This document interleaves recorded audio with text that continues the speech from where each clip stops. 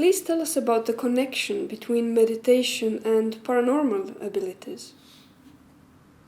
When we speak about paranormal abilities, some people call it supernormal abilities, or other names are given sometimes.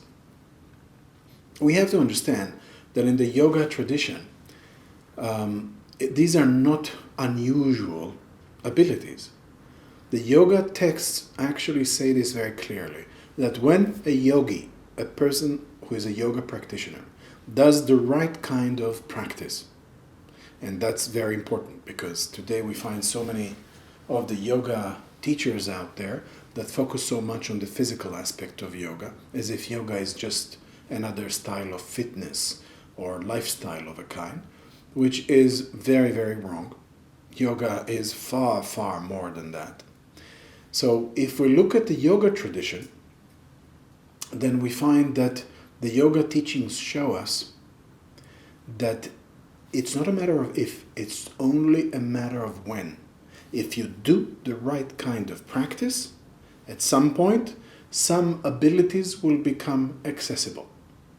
Those abilities might seem abnormal, supernormal, or paranormal to the average person, but it's not because they are abnormal in any way. It's just that for the average person, we never access these abilities. Like, for example, you take somebody who can juggle, 8 cones or something. You might say that's incredible. Most of us can juggle with so many cones, and that person is doing something super normal. But we all know that this is possible to achieve if you put the right time and effort into it on a daily basis, until at some point you'd be able to achieve it yourself. It's very similar in this way to paranormal abilities of the mind.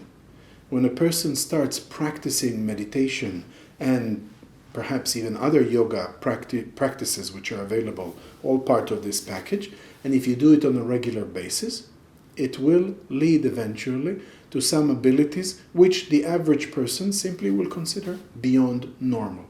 Although, from the standpoint of the universe, this is all part of what the structure of the universe and what the universe offers, and that's why there is a very deep connection here, and I have seen it myself many times with various yogic masters and masters of meditation in various fields. And I've had my humble experiences as well, where I've seen in meditation abilities are achieved and maintained, which are simply paranormal abilities. Of course, these things have to be taken with a grain of salt. You have to understand that it's very important to respect other people's free will and so on, and not to use any of these abilities in a negative way. That's why in the yoga tradition there's a whole system of teaching which is called the yama and niyamas, which are very much focused on how the yogi can lead a harmonious life without harming anyone else. And those must be taught very, very clearly as we teach in our courses.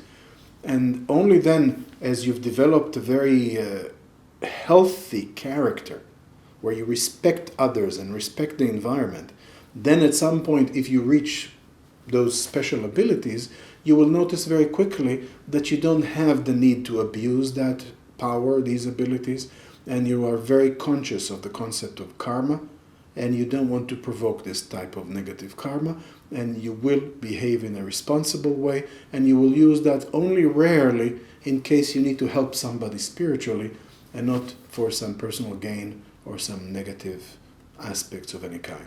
So that's why, yes, these things are there, but the yogis recommend use them very, very carefully if you reach to get those abilities. And even more so, many of the yogic texts warn that those abilities may distract you from your spiritual path.